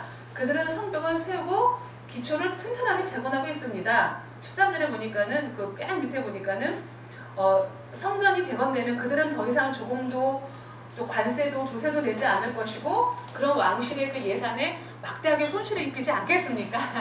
이건 이제 정치 공작을 내서가면서 아주 방해를 아주 하게 되는 그런 걸로 그래서 이게 중단이 거의 20년째 됐을 때 이제 학개와 스가랴가 손을 썼던 것들을 보게 되죠. 그래서 성전 재건의 학개 스가랴 이제 내용을 쭉 이제 보게 되고요. 그 다음에 그 167쪽에서 잠깐 이제 우리가 그 학개 내용은 내용 그 학개서 내용에 보면은 그 다리오 2년 때 이제 그 하는데 바로 그 1장 13절에 보니까는 여기 나오죠. 1장 13절 학개서 1장 13절에 보니까는 그 나와요. 바로 내가 너희와 함께 하노라. 바로 샤켄하시는 하나님. 내가 너희 안에 거하겠다. 그리고 이제는 이 다니엘, 에스겔 이 모든 예언들이 이제는 성취되어야 되는 그 내용들로 2장에 보면 쭉 그 하느님 나라가 또 이어져 갈 것들을 말하고 있는 것을 보게 되죠. 그 다음에 이제 168장 거기에 쭉 보니까는 에스더 사건, 아닥사스다 이것은 똑같은 내용들이고 그 본문과 여러분이 옆에서 같이 함께 그 맞춰가지고 읽다 보면은 지금까지 제가 설명했던 내용들이 쭉 이제 그 하는 내용들인 걸 보게 되고요. 그 다음에 요 한 본문은 볼까요? 에스라서 8장을 볼까요? 에스라서 8장. 재물을 갖고 가는 도중에 이제 습격을 당하게 되는데 그때도 이제 습격을 당할까 굉장히 두려워하는데도 하나도 하나님께서 그것을 보호하시는 것을 보게 돼요. 8장 에스라서 8장 21절. 에스라서 8장 21절. 자, 그때 나는 아하와 강가에서 금식을 선포해 우리 하나님. 왜냐면은 워낙에 많은 그 재물을 갖고 가다 보니까 이제 이방 땅에서 뺏어갈까봐 하나님께 낮춰서 금식을 했대요. 그랬더니 안전을 위해서 기도를 했는데 쭉 읽다 보니까는 23절에 근데 하나님께서 이 간청을 들어주셨다고 그렇게 말을 하고 있죠. 그래서 25절에 보니까 그들에게 왕과 그의 참모들과 귀족들과 거기에 있던 모든 이스라엘 백성들이 우리 하나님의 집을 위해 드린 예물인 금, 은. 그러니까는 이제는 페르시아 사람 왕뿐만 아니라 그 귀족들도 예물을 한 거예요. 응? 완전히 이스라엘 편에 들어서 남유다의 성전 재건을 하는 데에서 그 페르시아에 있는 귀족들조차도 왕이 하니까 예물도 드리고 그러니까 얼마나 많았겠어요. 그리고 백성들은 말할 것도 없고 그런 금은 집계를 다 해서 또 나눠주게 되고 그렇게 또 그러니까는 바로 이 페르시아와 아다사사 그 에스라 편에 예물을 바칠 때 이 장면을 보면은 정말 하나님은 왕이시다. 열방의 이스라엘만의 왕이 아니라 이 열방의 왕이시라는 이 말씀이 이걸 통해서 보면 성취하는데 여러분 이 이스라엘 땅에 이 예물을 갖고 가는 이것이 굉장히 영적인 거예요. 아주 중요한 거예요.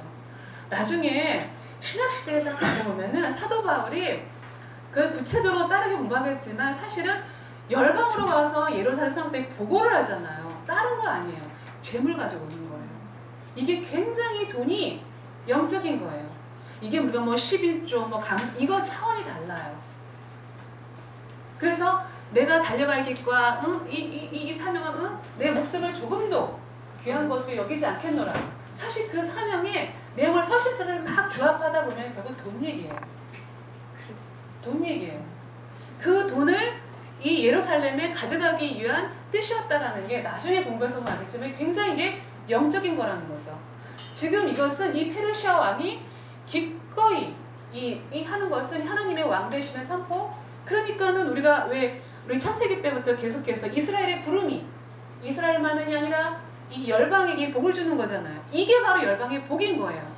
그것이 바로 이 고레스 왕에게, 다리오 왕에게, 그 다음에 이 아닥사스다 왕을 통해서 이루어지고 있는, 성취되는 것을 보게 돼요.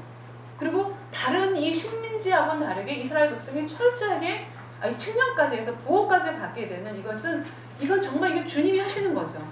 이 하나님의 나라는 건재하고 그들 위에 왕은 하나님이라는 것을 선포하는 대목과도 같은 거예요. 그래서 이런 본문으로 가져가는 것을 보게 되고 그게 굉장히 영적인 의미가 있다라는 거.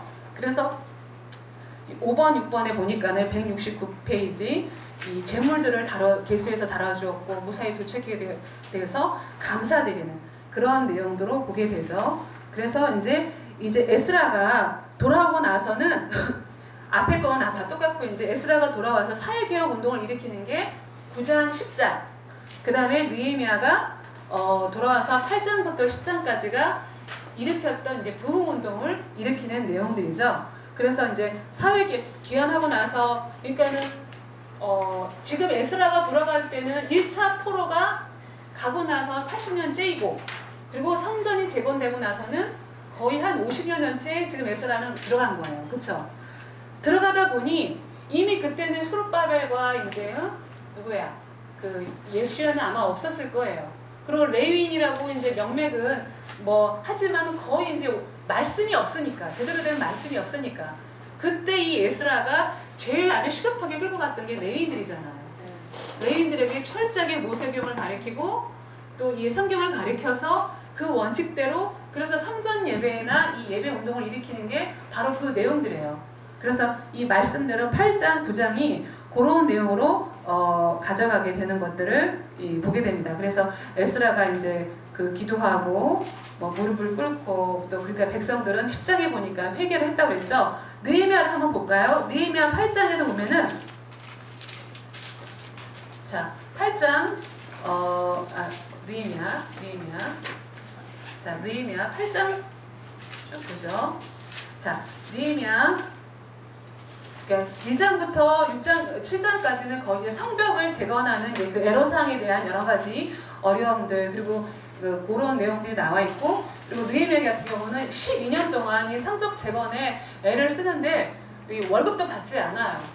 너무나도 막 고리대금에 이런 게 아주 흥행했던 거예요, 그 사회가. 그러니까 본인은 돈 한 푼도 받지 않고 백성들과 같은 음식을 먹어가면서 얼마나 정말 구별되게 이 개혁 운동을 일으키는지를 몰라요.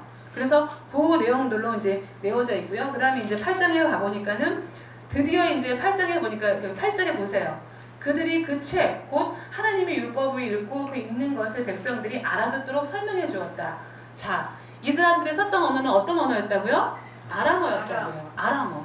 그러니까 히브리어를 몰라요. 다 잊어먹었어요. 근데 성경은 히브리어로 기록이 돼 있잖아요. 근데 이것을 구체적으로 연구했던 에스라나 느헤미야는 히브리어를 당연히 알겠죠. 그러니까 이 말씀의 의미를 아람어로 해석을 해주다 보니까 이 뜻이 이것이었구나. 그러니까 이 8장 뒤에 보니까는 그냥 펑펑 울고 회개를 한다고 나오잖아요. 그리고 그러니까는 느헤미야도 이제 초막을 지어서 초막절을 초막 예배를 초막절을 지을 것들을 15절 보니까는 나오고요. 9장에 보니까는 이스라엘 모든 백성들이 이 말씀이 들어가다 보니까는 정말 이 본인들의 얼마나 그동안의 죄악된 모습들을 알게 돼요. 그래서 9장은 내내 금식을 하는데 베옷을 입고 옷을 찢고 하면서 금식을 하면서 이 모세 때부터 일어났던 것을 쭉 열거를 하면서 우리가 하나님이 우리를 어떻게 구원했는데 우리가 이렇게 심판을 받았다, 이런 심판을 받았다. 그래서 보니까는 여기에서 보니까 아브라함부터 부르죠. 이게 볼까요? 자, 여기 3절 보니까는 각자의 자리에 일어나서 4분의 1은 그들이 하나님 여호와의 율법책을 읽고 4분의 1은 죄를 고백하며 그들이 하나님 여호와께 경배를 하였습니다. 그러면서 7절 하나님께서 우리를 아브라함을 선택해서 갈대아의 우리에서 이끌어 주셨습니다. 그러니까는 그동안에 이제 역대 상하부터 쭉 공부를 했으니까 이제 알았을 거 아니야. 이걸 이제 히브리어를 아람어로 이제 알아들었으니까 말귀를 알아듣는 거야. 그러니까 이스라엘 백성들이 이 회개를 하는데 갈대를 불렀고 우리를 이집트에서 고난받는 이집트에서 끌어내어서 이 놀라운 출애굽과 그 많은 이사와 기적을 행했던 하나님, 그리고 모세에게 14절에 보니까는 모세를 통해서 계명과 율례와 율법을 주셨다는 그 하나님, 그 하나님께서 우리를 지금까지 이끌어 주셨고, 22절에 보니까는 주께서는 여러 나라들과 민족들을 우리 조상들에게 굴복을 시켜 주셔서 그 영역을 안아 주셨고, 그래서 헤스본왕 시온의 땅과 바산왕 바산왕 옥의 땅을 차지하게 했고, 24절에 그리하여 그 자손들을 들어가 그 땅을 차지했습니다. 이 여호수아와 갈렙을 통해서 이스라엘 땅을 완전히 정복했던 이 고백들. 그러나 28절에 보니까는 그들이 평안해지자 또다시 주 앞에서 악행을 저질렀습니다. 그러고 나니까는 29절에 보니까는 그 맨 끝절에 보니까 뭐라고 나오죠? 그들은 고집스럽게도 주께 등을 돌려대고 목이 뻣뻣했고 뻣뻣이 세우고 도무시 말을 들으려고 하지 않았습니다. 주께서 수년 동안 그들을 참아주셨고 주의 예언자들을 통해서 주의 영으로 그들을 타일렀지만 그들은 들은 척도 하지 않았습니다. 그래야 주는 그들을 이웃 민족들의 손에 넘겼습니다. 32절 아시리아 왕이 쳐들어왔고, 그리고 쳐들어온 날로부터 오늘에 이르기까지, 지금 이 자리에 이르기까지 우리와 우리의 왕들과 우리의 왕자들과 우리의 제사장들과 우리의 예언자들과 우리의 조상들과 우리의 주의 모든 백성들을 겪은 이 모든 고난을 작은 것으로 여기지 마옵소서.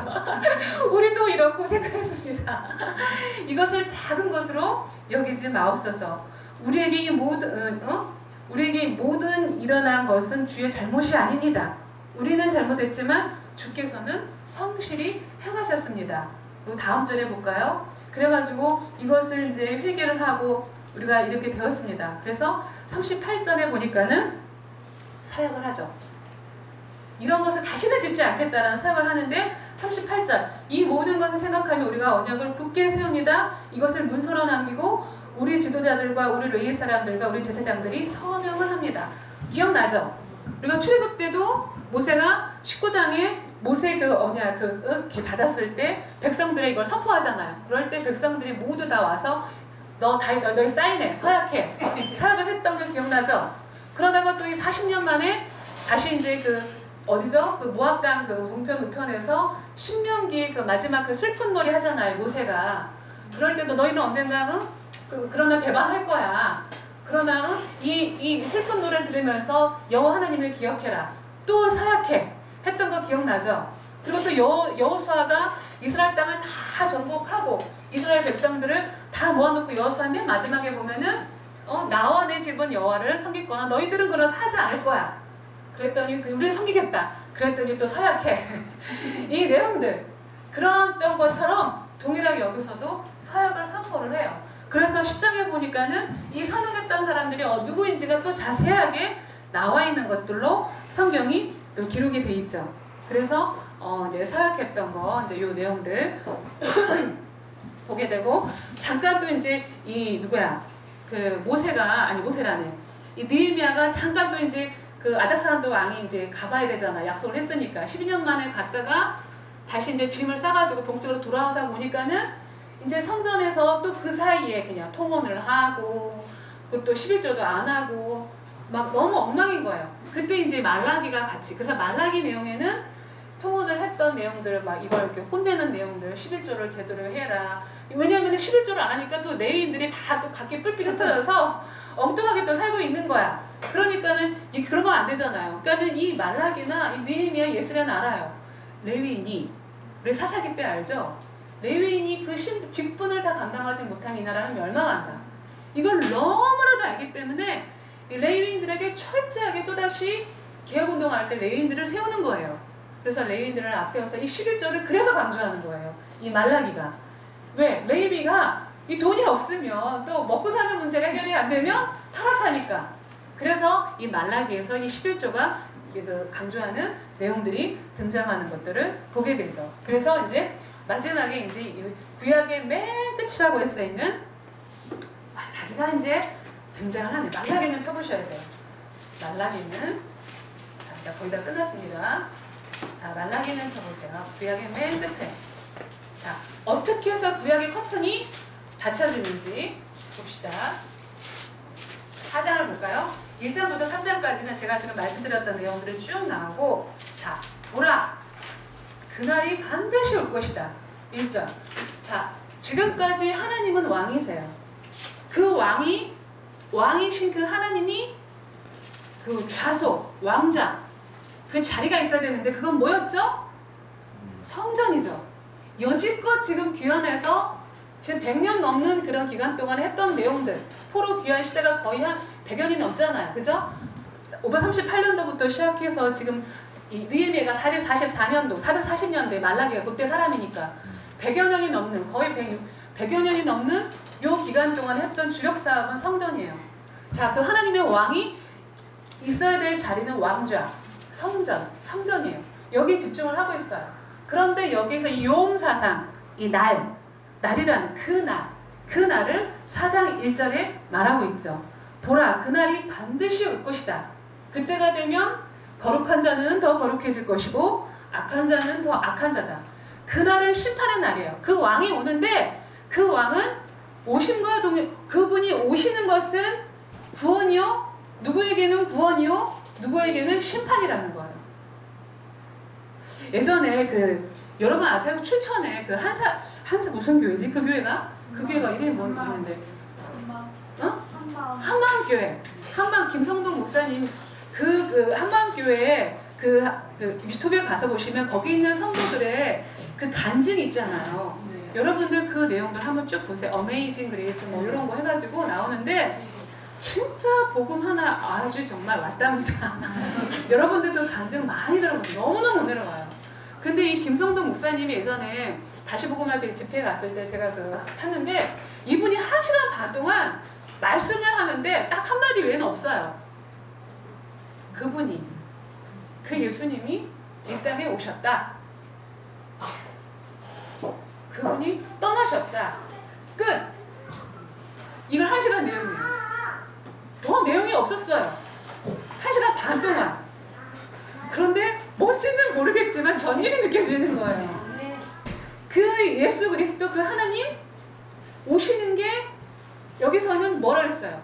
누군가에게는 심판, 이 땅에 발 딛는 게 누군가에게는 심판이고 누군가에게는 구원이에요.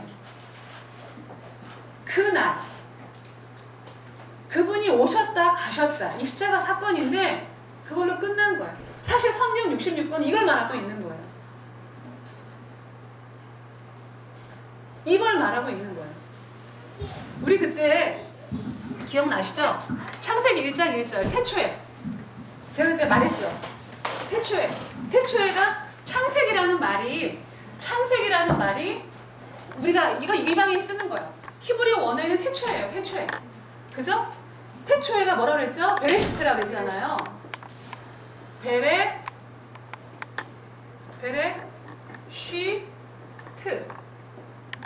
태초에. 자, 이게 뭐라 그랬죠? 성전. 이게 머리. 그 다음에 이게 하나님. 이게 분석하다, 되새김질하다.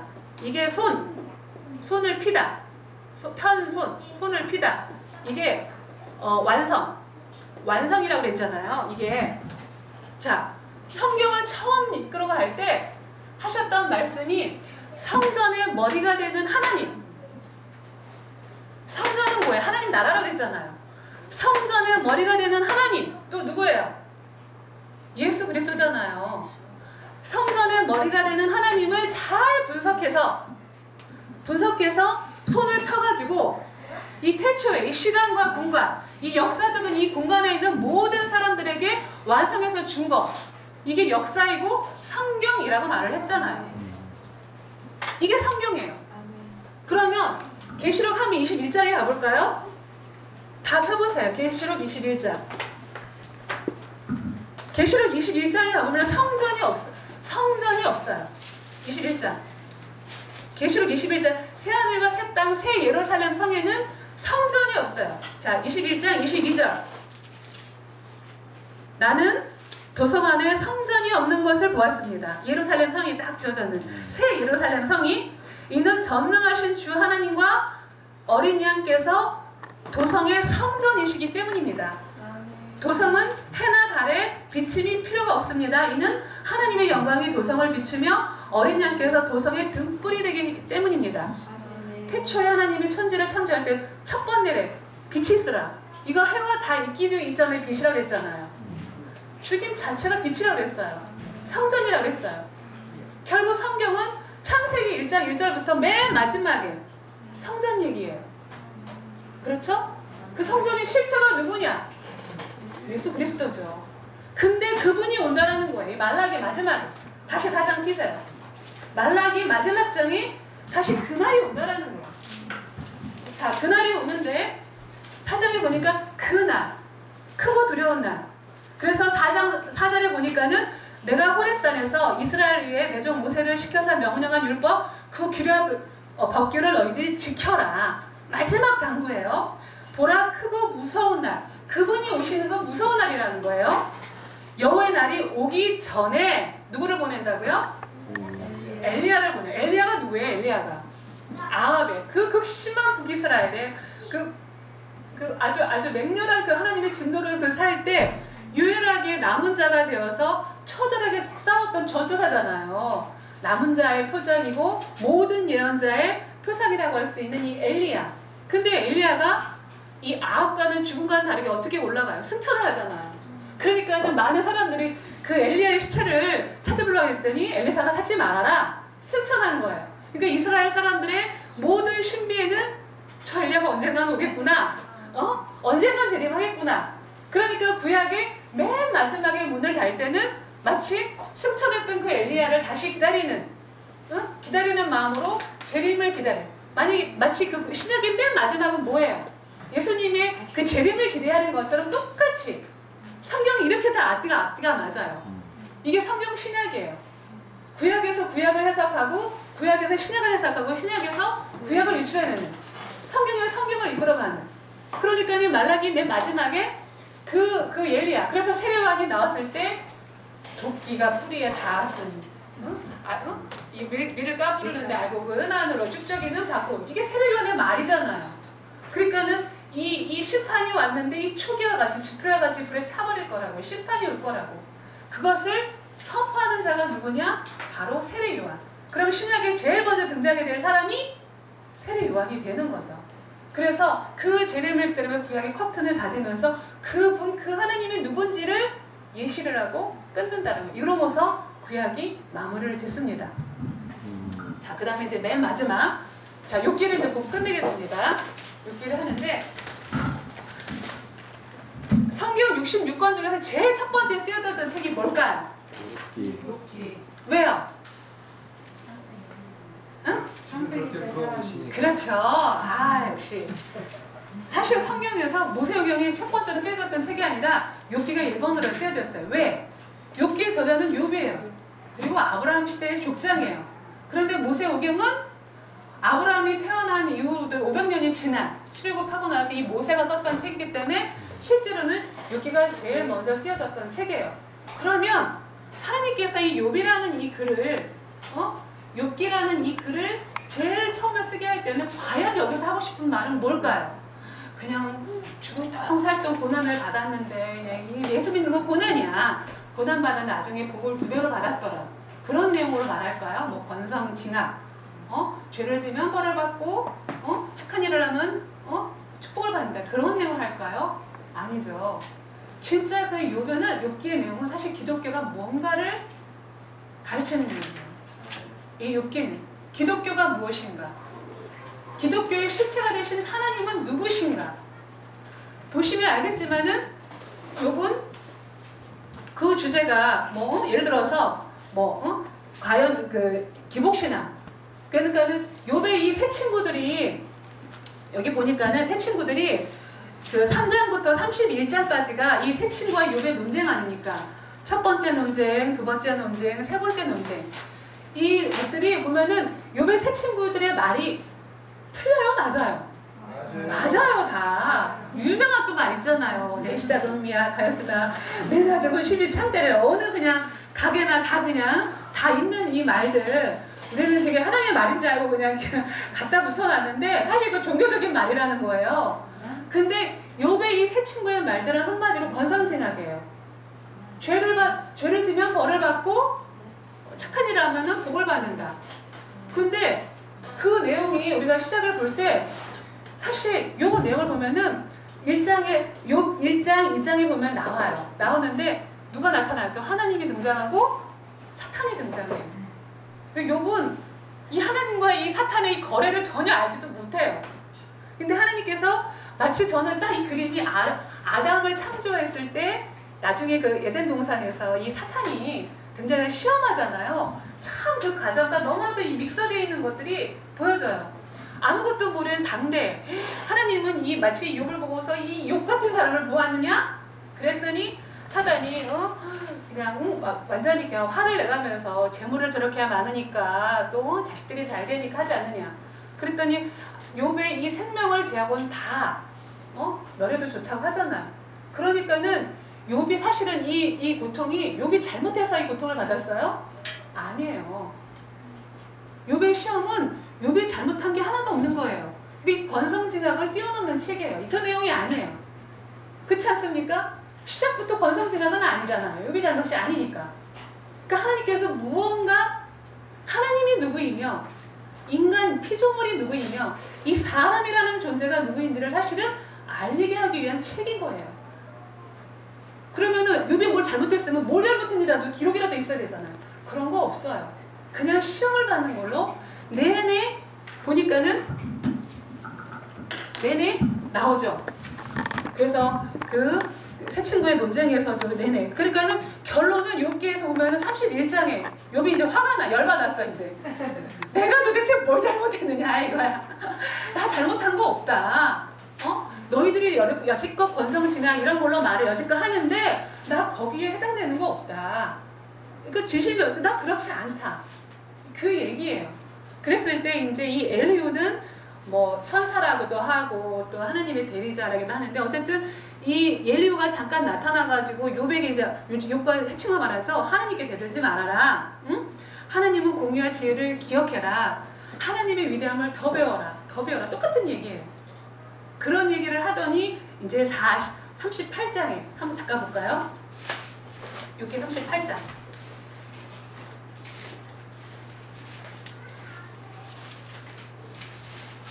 자, 욥기의 38장에 보니까는 이제 하나님이 저는 어제 이걸 다시 묵상하다가 얼마나 울었는지 몰라요.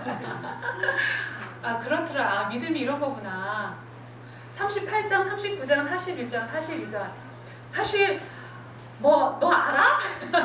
하나님이 너 아느냐? 이 자연 만물 우박이 네가 우박창고가 뭔지 비가 뭔지 하는데 그냥 입이 딱 막히는 거야. 그랬더니 욥이 그 하나님 그 폭풍 가운데 오신 그 말씀하시는 그 하나님 앞에 막 그 31장에 막 분노하고 내가 도대체 뭘 잘못했습니까? 하고서 막 그냥 여지껏 내가 너무 억울하다. 내 고난받는 게 마치 에레미야서 15장에서도 에레미야가 어때요? 그렇게 많은 선포했는데 매국노로 취급을 당하잖아요. 그러니까 하나님한테 원망 섞인 말을 하잖아요. 저들을 심판하시고 하나님 나를 왜 이렇게 고통당하게 하느냐. 그랬더니 하나님이 그걸 허락한다 그러잖아요. 그것을 예레미야를 매국노로 칭함을 받던 뭐가 되었던 그걸 그대로 허락을 하세요. 허락을 하시면서 때가 되면 내가 이걸 건질 거에 대한 말씀을 하시잖아요.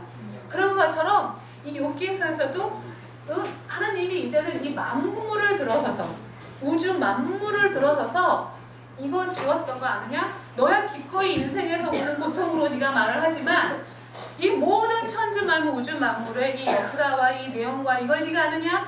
파도의 경계를 알며 네가 땅의 경계를 알며 네가 얼마나 디테일하게 말인데 파도도 이렇게 넘치잖아요. 근데 딱 거기까지 너 거기까지만 해. 거기까지 명령하셨다라는 게 10편에도 나오는데 욥기에도 나와요. 파도의 경계까지 딱 지으면서 이 이상은 너희가 넘어오지 마. 그거에 의해서 내 말에 의해서 이 모든 우주 만물이 지어져가 걸 모르느냐? 그랬더니 욥이 이제 막 기가 죽어가지고 욥이 이제 내 입을 막겠습니다. 또 막겠습니다. 하는데도 하나님이 또 말을 멈추지 않죠. 말을 멈추지 않고 계속해서 이제는 막 짐승들 하나하나 뭐 말에 대해서 타조, 들소 뭐 또 들나귀 쭉 얘기하다가 40장하고 41장에 희한한 이 두 짐승이 나오죠. 하나가 이제 14절에 15절에 소처럼 풀을 먹는 베헤모, 이게 이제 옛날 정통적으로 하마라고도 말을 해요. 그 다음에 41장에 보니까 리워야단이 나와요. 리워야, 바다의 용이라고도 하고, 이게 누구는 고래라고도 하고 누구는 악어라고도 말을 해요. 그리고 옛날에는 공룡 시대가 있었잖아요. 우리가 옛날에 배웠죠? 노아 시대 때 공룡이 어떤 바다에 사는 무서운 괴물이다라고 말을 해요. 어쨌든 그건 중요하지 않아요. 그런데 40장하고 41장에서는 이 다른 짐승과 달리 두 짐승은 아주 구체적으로 설명을 해요. 한마디로 이걸 이길 수 없다라는 거예요. 한마디로 이 짐승을 네가 애완동물처럼 네가 함부로 할 수 없다는 거. 마치 이 고난이라는 게, 인생에 많은 고난이라는 게 사람의 힘으로 노력으로 될 수 있는 게 아니라는 거예요. 우리는 이해가 안 가죠. 하나님한테 기도할 때 우리 옛날에 정말 동그라미 해놓고 제가 막 주렁주렁 달아놨던 거 봤죠? 우리는 이해가 안 가요. 이거 하나님께서 하나를 끊어내는 거, 생명과 같이 여겼던 돈, 명예, 뭐 자식, 뭐 미모, 뭐 여러 가지 이런 것들을 생명처럼 여겼던 거 하나님은 끊어낸다고 그랬잖아요. 이해를 못하게. 그리고 뭐 응답이나 해? 죽을 때까지 그러고 말 수도 있어요. 그런데 이 모든 거에 있어서 이 고난이라는 건 우리가 감당할 수 있는 게 아니라는 거예요. 우리는 그거에 대등하게 고난받고 이겨내고 막 뭐 성자처럼 살고, 이게 기독교가 아니라 정말 그 위에 있는, 너는 이런 하마나 이런 자가 아니라 너는 욥이다. 그 뛰어나. 그래서 시편 그 뒤편에 보면은 8편 5절에 볼까요? 시편 8편 5절. 8편 5절.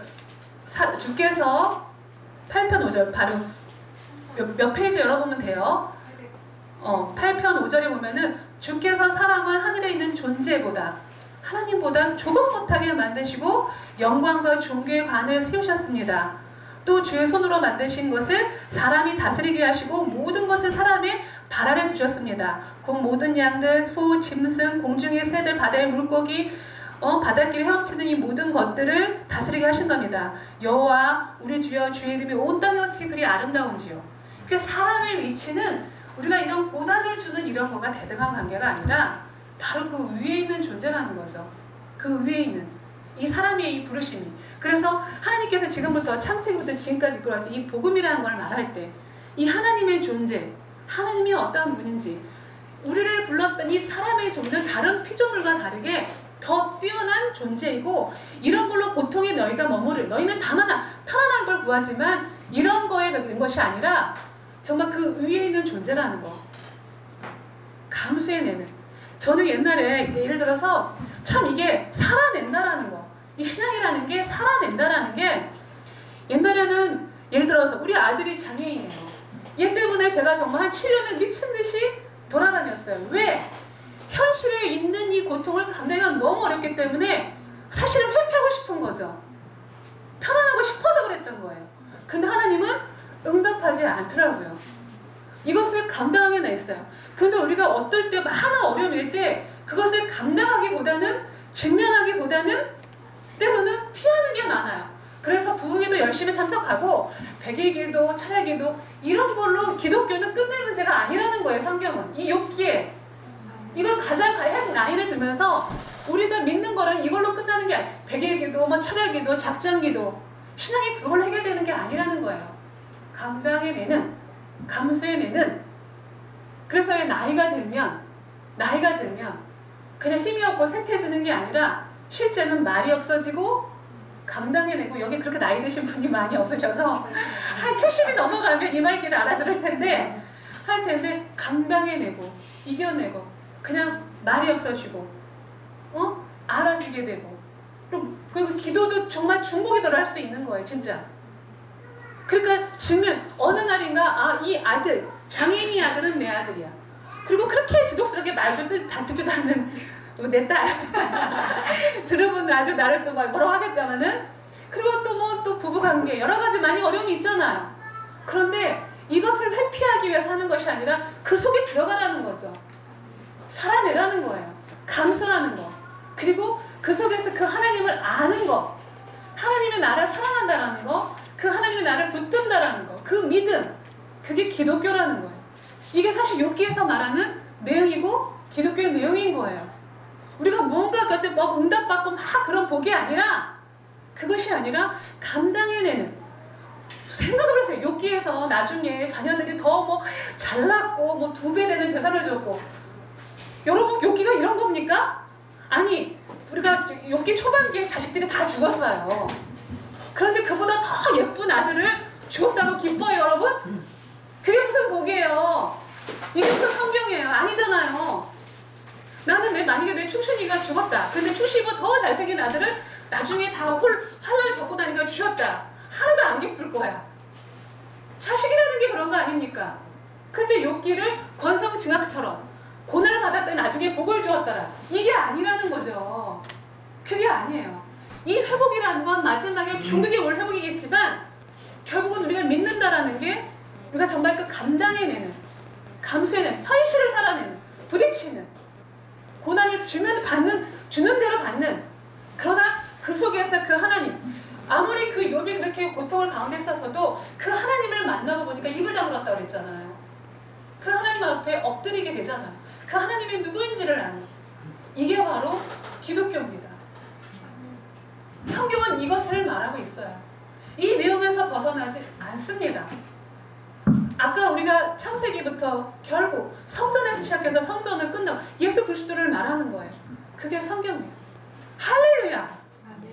우리의 부름이 이런 대단한 부름인 거예요. 하나님보다 좀 못한 하나님의 자녀. 그래서 로마서에서 가보면은 사도 바울이 하나님의 자녀의 그 영광이 되는 것이 모든 피조물이 고대하는 거예요.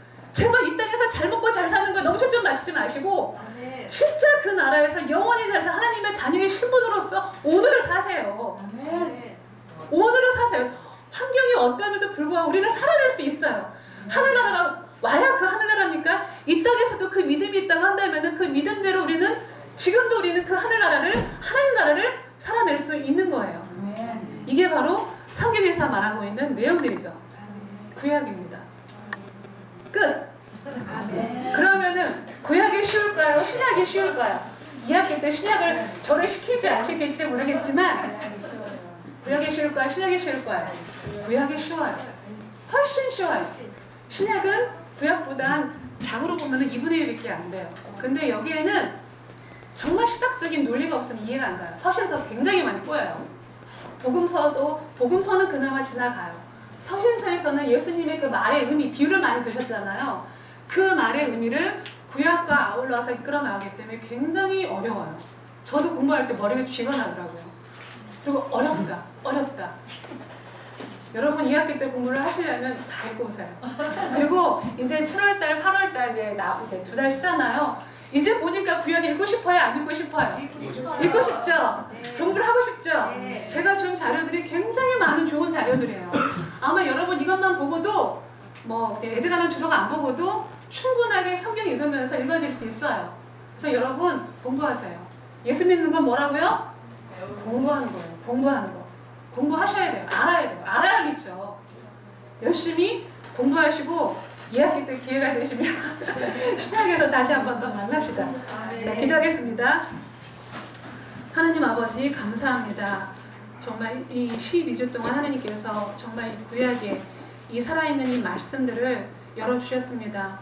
결국 이 말씀에서도 우리를 구원하신 예수 그리스도, 성전의 하나님 나라의 실체가 되시는 그 예수 그리스도를 더욱더 선명하게 나타내 주시는 것을 믿습니다. 하나님, 우리가 믿는 하나님이 어떤 하나님입니까? 정말 천지 만물의 그 하나님을 내가 오늘 믿는데 우리의 환경이 어떠한 우리가 의지하지 않고 정말 그 하나님을 오늘도 믿어내고 살아내는 저희들이 되게 하시고, 항상 우리가 어느 곳에 있든지 그 예수 그리스도가 우리 안에 살아 역사하며 움직일 수 있도록 인도하여 주시옵소서. 주님께 모든 영광과 감사를 돌립니다. 예수 그리스도의 이름으로 기도하였습니다.